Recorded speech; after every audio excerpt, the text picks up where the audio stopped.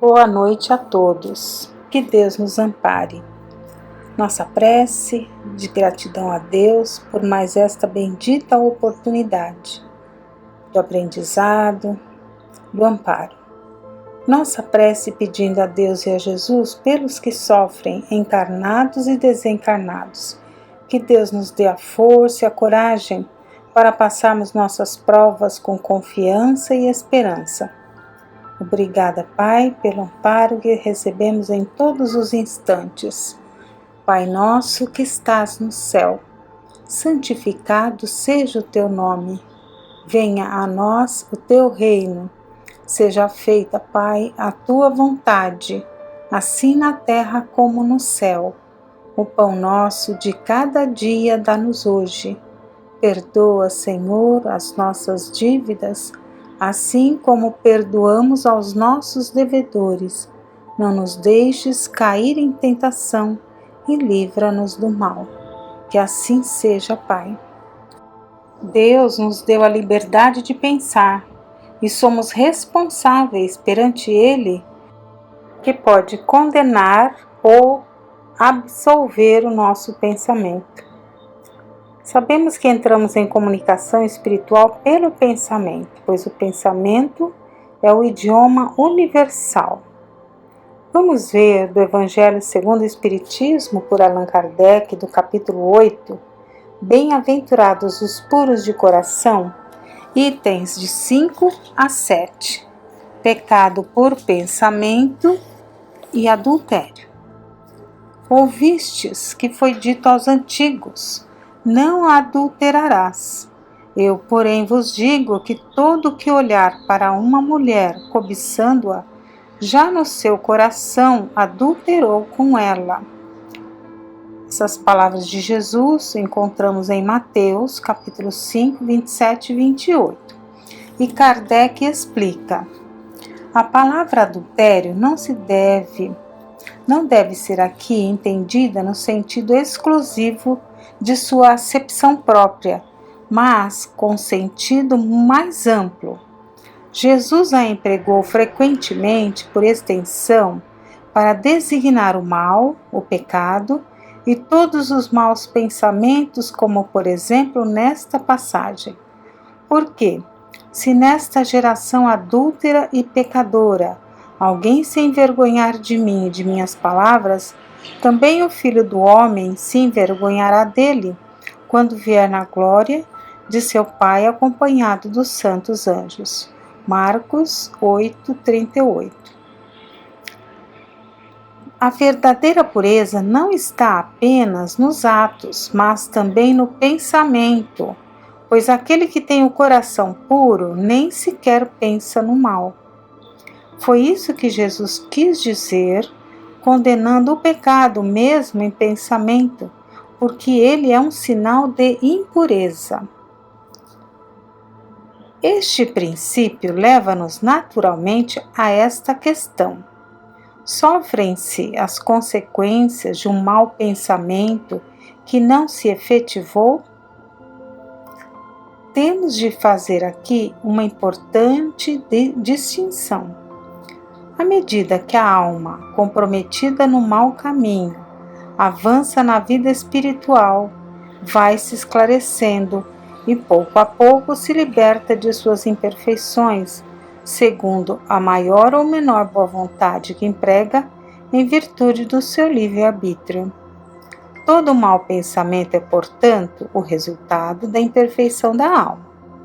Mas, de acordo com o desejo que tiver de se purificar, até mesmo esse mau pensamento se torna para ela um motivo de progresso, porque o repele com energia. É o sinal de uma mancha que ela se esforça por apagar. Assim, não cederá à tentação de satisfazer um mau desejo, e após haver resistido, sentir-se-á mais forte e contente com a sua vitória. Aquela que, pelo contrário, não tomou boas resoluções, ainda busca a ocasião de praticar o mau ato, e se não o fizer, não será por não querer, mas apenas por falta de circunstâncias favoráveis. Ela é, portanto, tão culpada como se o houvesse praticado. Em resumo, a pessoa que nem sequer concebe o mau pensamento já realizou o progresso. Aquela que ainda tem esse pensamento, mas o repele, está em vias de realizá-lo. E por fim, aquela que tem esse pensamento e nele se compraz, ainda está sob toda a força do mal. Numa, o trabalho está feito, nas outras está por fazer. Deus, que é justo, leva em conta todas essas diferenças na responsabilidade dos atos e dos pensamentos do homem. O nosso pensamento é contínuo e dinâmico. Podemos dizer ainda que ele pode produzir felicidade ou infelicidade.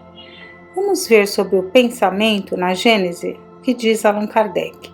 Sendo os fluidos o veículo do pensamento, este atua sobre os mesmos, como o som atua sobre o ar. Então, o pensamento atua sobre os fluidos. Os fluidos nos trazem o pensamento, como o ar nos traz o som. Pode-se, pois, dizer com toda a verdade, em tais fluidos há ondas e raios de pensamentos, os quais se cruzam sem se confundirem, como no ar há ondas e raios sonoros que também não se confundem. O pensamento cria imagens fluídicas e se reflete no envoltório perispiritual, como num espelho. O pensamento toma corpo e aí se fotografa de alguma forma. O pensamento e a vontade são para o espírito aquilo que a mão é para o homem.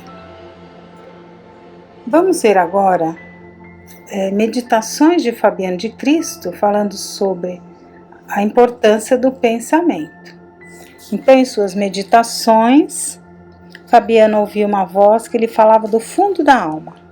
Já não mais questionava sobre o que lhe dizia o coração, como na beira da praia de Angra. A voz lhe dizia que construímos ou destruímos nossas vidas pela nossa maneira de pensar. As coisas à nossa volta são decorrências do que acontece na essência do nosso ser, uma espécie de lugar secreto onde Deus é inteiro, pleno, sábio, justo e perfeito. Fabiano ficou muito feliz quando soube que nós somos deuses. Então ele procurava Deus dentro de si mesmo durante todo o tempo. Sabia que Deus é a essência da pureza, da justiça, da perfeição e do amor. Viver então é aplicar toda a inteligência e toda a sensibilidade, toda a vontade na busca desse Deus em nós, que no fundo somos nós mesmos. Mudar a forma de pensar é a única maneira de mudar as coisas, porque ninguém muda as coisas sem mudar o substrato do pensamento, mudar a essência do pensamento. Não podemos pensar uma coisa e fazer outra. Então, se quero ajudar o meu irmão, tenho que de fato pensar do fundo da alma em ajudar. Só que é mais razoável estar pensando sempre assim para criar um ambiente interno favorável ao processo de ajuda. Em linguagem mais moderna, implica em estabelecer sintonia, pendurar-se nas redes divinas do amor com que o Pai rege os universos sem fim. Pendurar-se e não desligar-se mais. Se quiser harmonia e felicidade, sintonize primeiro com a harmonia e a felicidade. Depois a exteriorização disso aparecerá, pois é automático. Se quiser saúde, pense saúde e ela virá. Saúde não só do corpo, é a alma saudável, é pensar em Deus, dedicar sua vida a Deus e não às limitações que a vida eventualmente ofereça. A vida é resposta e reciprocidade. É do que nos vai dentro que surge o que se vê fora. É do que nos vai dentro que surge o que se vê fora. O querer bem gera o bem-querer. É a lei grande. Para aquele que ama de verdade, tudo se integra para o amor, o bem.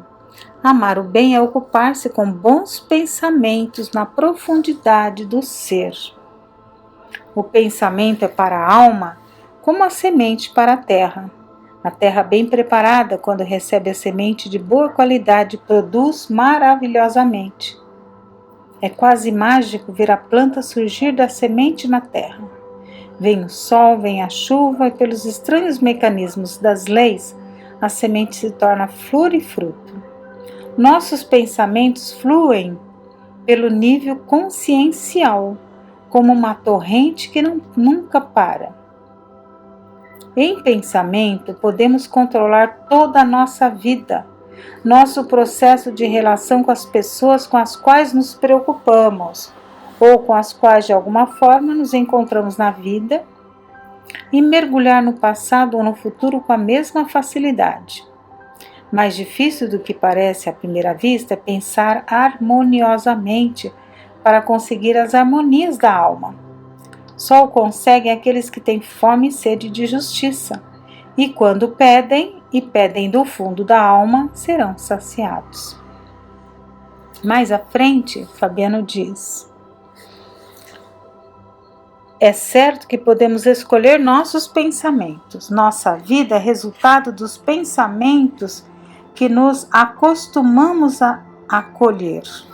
Podem vir muitos pensamentos, todos passageiros. Aqueles que escolhemos para ficar conosco darão um clima determinante da nossa vida, da nossa maneira de ser, e nos colocarão em contato com o mundo do tesouro de que Jesus falava. Nosso livre-arbítrio, portanto, repousa na escolha que fazemos dos nossos pensamentos. Fabiano achava que Jesus havia ensinado essa verdade grande. Tudo na vida se resumia em compreender e viver em estado de amor. E Pedro de Camargo Vinícius fala um pouco sobre o pensamento, começando ali com uma pergunta: com quem convivemos? E aí ele traz uma passagem do Evangelho onde Jesus diz: eu nunca estou só. O Pai está sempre comigo, porque faço tão somente o que é do seu agrado. Então, repetindo a pergunta: com quem convivemos? Como Jesus diz, cuja autoria são os dizeres acima, o homem também nunca está só.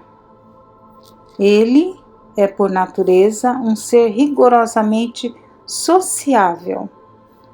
Recluso na cela dos conventos, foragido no deserto, balouçando sobre as águas longínquas do mar, entranhado no seio da terra, constrangido no âmbito mesquinho do calabouço, o homem jamais se encontra só, o homem jamais deixa de viver em companhia de alguém. Os profetas antigos, quando buscavam os desertos, fugindo ao bulício mundano, não o faziam com o intuito de se insularem. Procuravam estabelecer de uma forma mais positiva e permanente a comunhão com o céu, a fim de se prepararem para o desempenho das respectivas missões de que se achavam revestidos. Os planos físico e psíquico estão entrelaçados. Os imortais convivem com os mortais em franca camaradagem. O pensamento é a linguagem por excelência, porque é o idioma universal. É pelo pensamento que os seres inteligentes, racionais e conscientes, na rigorosa acepção desses vocábulos, se ligam e se agrupam. Então, seres inteligentes, racionais e conscientes se ligam e se agrupam pelo pensamento. O fato de se encontrarem uns encarnados, outros desencarnados, não constitui impedimento. Pelos pensamentos, os seres se atraem, firmando comunhão. O pensamento, além de ser linguagem por excelência, é também a força suprema do espírito. Sem ele, nada se faz. Ele a tudo precede. Aquilo que se sente, se vê e se toca é obra do pensamento. Antes de existir tal qual o vemos, existiu a imagem forjada na retorta do pensamento. De lá é que sai tudo o que é e tudo o que virá a ser. As Escrituras, quando dizem que Deus tirou o mundo do nada, querem dizer que o onipresente o tirou do seu pensamento infinito. Faça-se a luz e a luz foi feita. O universo é fruto do pensamento de Deus. Sobre o divino pensar repousam seus fundamentos. Jesus é o Verbo de Deus que se fez carne. Verbo é a enunciação do pensamento. Jesus é a efígie, é a encarnação do pensamento divino. A vida manifesta-se pelo pensamento. Penso, logo existo, disse com justeza o filósofo. O espírito nunca deixa de pensar. Achando-se, por isso, envolvido em ondas de pensamentos, que elabora e que assimila de outros, segundo a lei de afinidade que rege esse fenômeno. O Evangelho relata numa dezena de passagens que o Mestre via e distinguia os pensamentos dos homens. Vivemos imersos num oceano de pensamentos.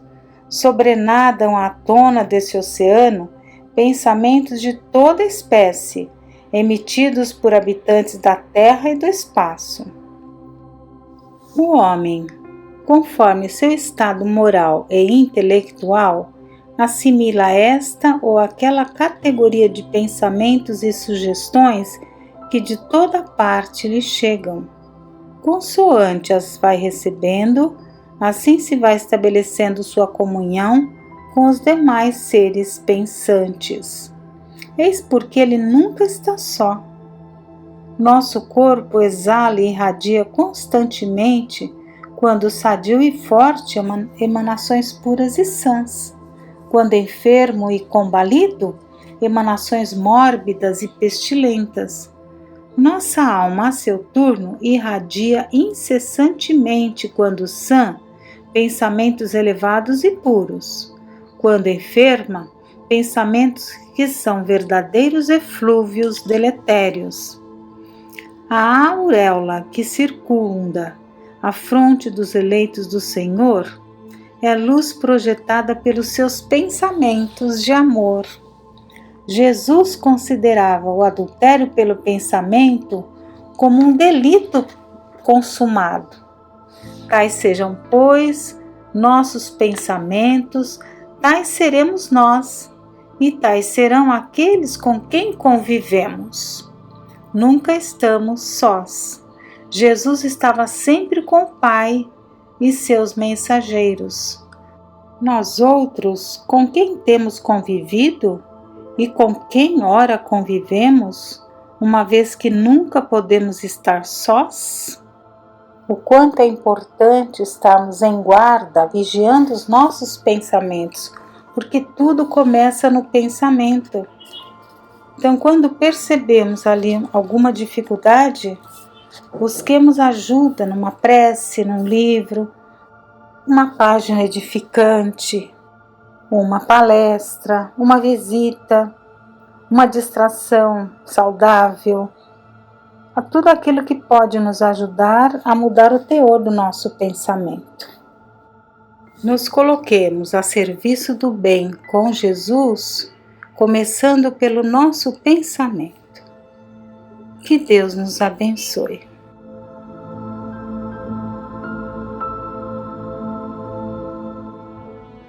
Boa noite a todos.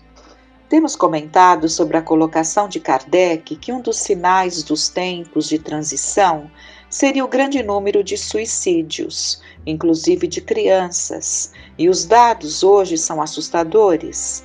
É preciso então que se trate as causas desse vazio existencial, dessa solidão íntima, mesmo em meio a tantos. E a depressão tem se apresentado como uma das causas que pode, nos casos mais graves, levar ao suicídio. A depressão, também chamada hoje de transtorno bipolar da afetividade, justamente pela indiferença que o depressivo costuma apresentar em relação às pessoas, inclusive as mais próximas. Antigamente, essa doença era chamada de melancolia, existiu desde todos os tempos, muitas vezes confundida com a preguiça, porque não se tem energia suficiente para os mínimos deveres, como higiene pessoal. Porque tudo lhe parece um verdadeiro desafio. Segundo a Organização Mundial de Saúde, 322 milhões de pessoas no mundo sofrem de depressão.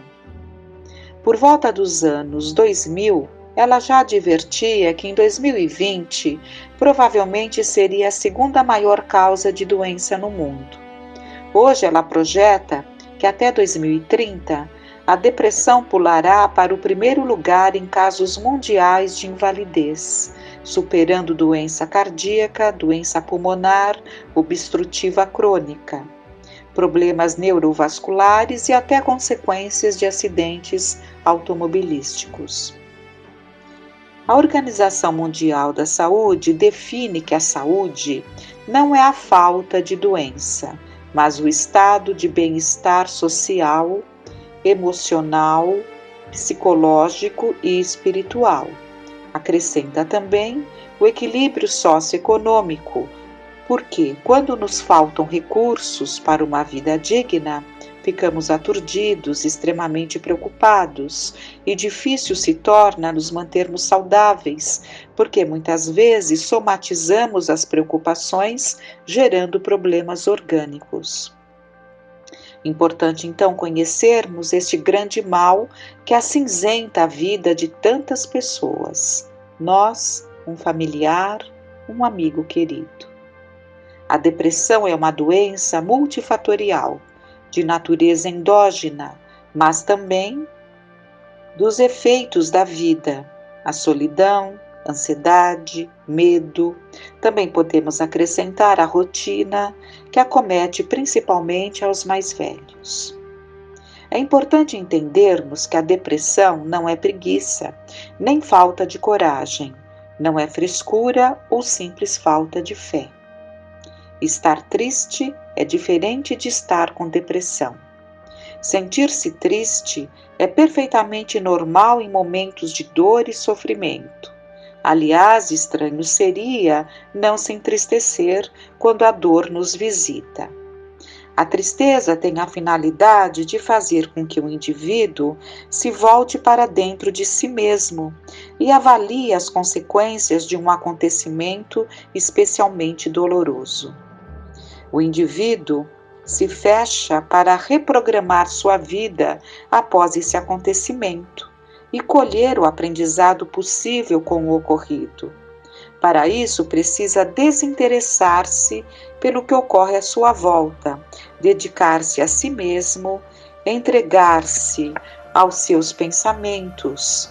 Porém, se esse desligamento permanecer por 2 ou mais semanas, talvez a tristeza tenha deixado de ser um recurso normal e saudável para transformar-se em doença. Acho que vale a pena abrirmos um espaço para Joana de Ângeles, que nos traz considerações sobre a tristeza. Importante analisarmos porque muitos deprimidos não têm o diagnóstico e não são tratados, enquanto outros tratam de uma depressão que não têm, tomando medicações de que não necessitam. Então vamos ao texto. Os sentimentos humanos expressam-se de variada forma, com flutuações que determinam o equilíbrio, a saúde mental e emocional ou os estados patológicos necessitados de tratamento. A tristeza não é o inverso da alegria, mas a sua ausência momentânea.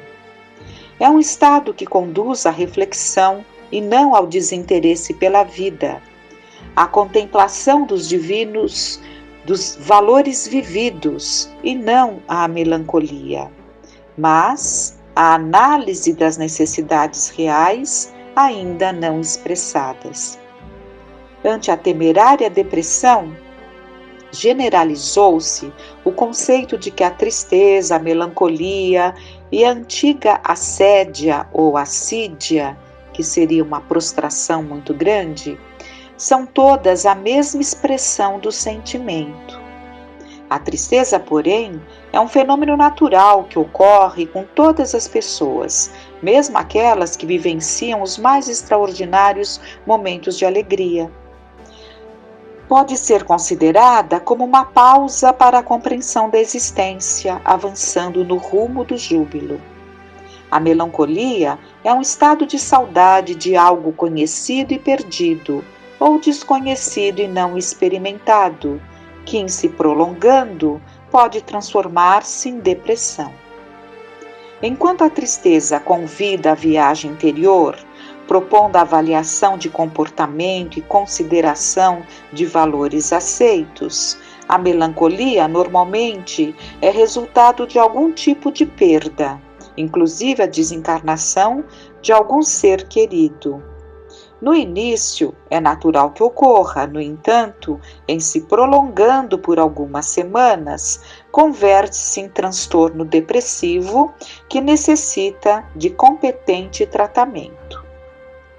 A sociedade contemporânea estabeleceu que a alegria deve ser um estado constante de todos os indivíduos, significando êxito, realização nos relacionamentos, triunfo social e econômico, conquista de posição relevante. Em consequência, há um estereótipo representando a alegria, mesmo quando o coração chora, e o espírito se debate com conflitos e dores não exteriorizados. Ninguém pode viver em alegria permanente, o que seria igualmente patológico, uma forma de alienação da realidade que sempre exige seriedade, esforço e trabalho a fim de ser vivida em forma edificante. A frivolidade apresenta-se quase sempre em alegria leviana, irresponsável, porque desvia a pessoa das responsabilidades que lhe dizem respeito, flutuando na indiferença entre os deveres e os prazeres. Não se pode nem se deve afivelar a máscara da alegria televisiva na face, demonstrando um júbilo que não é real, porque o próprio organismo a cada momento passa por alterações que modificam o humor, convidam ao silêncio, à reflexão, ao refazimento de atitudes. Quando se tem a preocupação de exteriorizar a alegria contínua, tal fenômeno caracteriza insegurança, portanto, interesse de teatralizar as emoções. Teatralizar as emoções. É normal a tristeza e, algumas vezes, benéfica, pois que faculta um mecanismo de retrocedimento mental para a revisão e análise em torno de acontecimentos e vivências que necessitam ser considerados. Pode acontecer igualmente que de um instante para o outro perceba-se que aquilo que se está fazendo não é exatamente o que se gostaria de realizar, abrindo espaço para uma certa tristeza que irá contribuir para refazer experiências e viver-se conforme os novos padrões emocionais.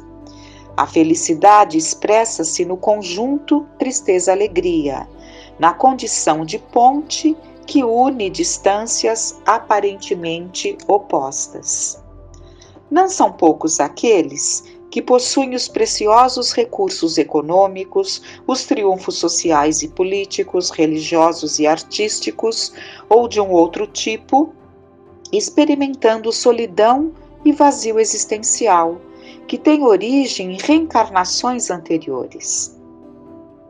Não possuindo estrutura moral segura, esse paciente foge para os alcoólicos, as drogas aditivas, o sexo apressado, mantendo o riso e a falsa alegria, parecendo realizado para logo tombar em estados dolorosos de melancolia e depressão.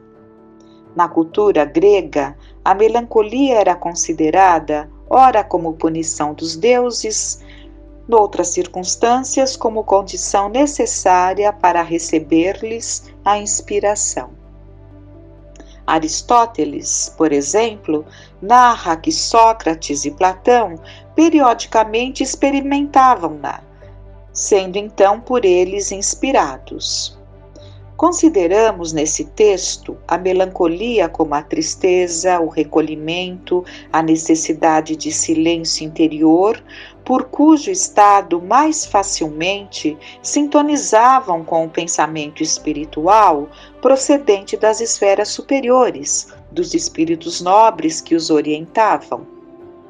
Leon Tolstói, o célebre escritor russo, vivenciou uma grande tristeza que lhe exigiu reflexões profundas em torno do existir, do porvir, do viver.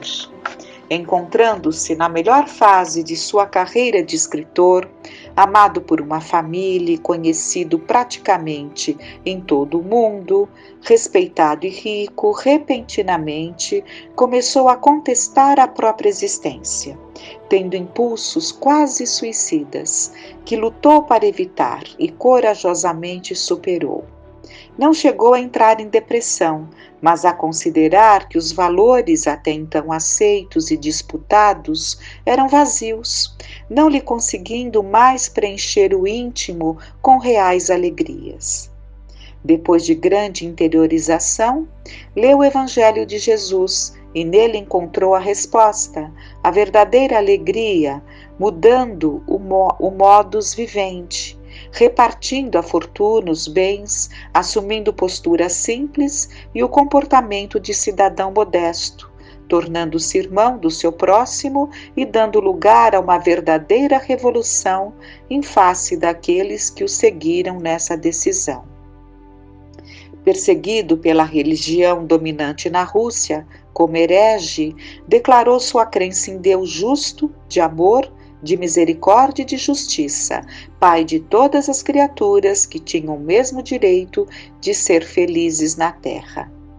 Quando o espírito, que tem sede de paz e de plenitude, descobre que está engessado nos compromissos sociais, atrelado ao relógio que lhe comanda todos os momentos, obrigado a comportar-se de maneira padronizada, livre, mas escravo das imposições dos multiplicadores de opinião da mídia mercantilizada, mais interessada nos mecanismos do consumo do que na criatura em si mesma, desperta desse letargo, desta ilusão que se permite, experimenta tristeza pelo tempo mal conduzido.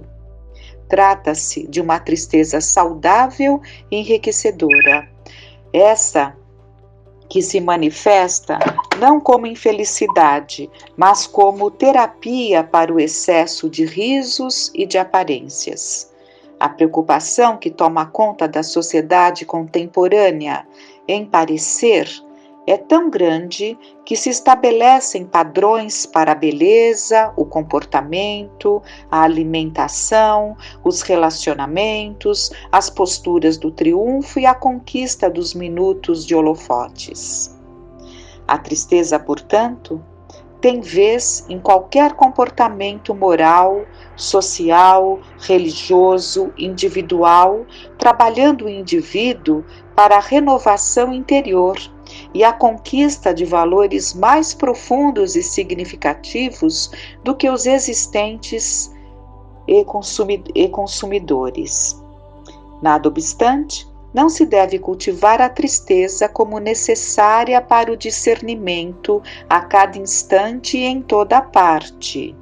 Fenômeno psicológico transitório deve ceder lugar à reflexão, ao despertamento e à valorização dos tesouros morais, culturais e espirituais. A tristeza sem lamentação, sem queixas, sem ressentimentos, é, pois, psicoterapêutica, de vez em quando, para a conquista real do equilíbrio, com discernimento do que é lícito e deve ser conquistado. Muitas vezes Jesus chorou de tristeza, contemplando a loucura humana, o seu desequilíbrio, o desinteresse pelo verdadeiro e a ambição pelo mentiroso. Sorriu também quando choraram aqueles que o foram ver no sepulcro, então ressuscitado, como houvera antes muitas vezes chorado. Mergulhou em tristezas em muitas ocasiões, quando, por exemplo, buscou o deserto para meditar. Quando incompreendido pelos exploradores do povo, quando encontrou o templo transformado em mercado de interesses inferiores, quando no Horto das Oliveiras.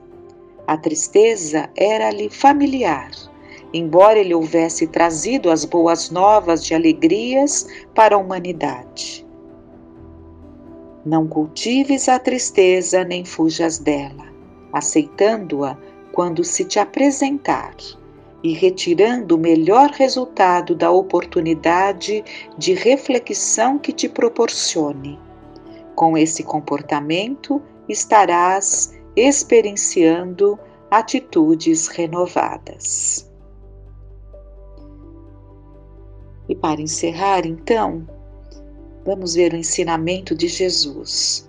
Tenho-vos dito isso para que em mim tenhais paz. No mundo tereis aflições, mas tende bom ânimo, eu venci o mundo. Tenhamos então bom ânimo e sigamos com confiança. O tema é extenso, continuaremos então no decorrer da semana. Vamos então elevar a nossa prece, rogando ao Pai que nos fortaleça, nos ampare, nos inspire. Estendamos essas vibrações amorosas, essas rogativas a tantos que vibram conosco.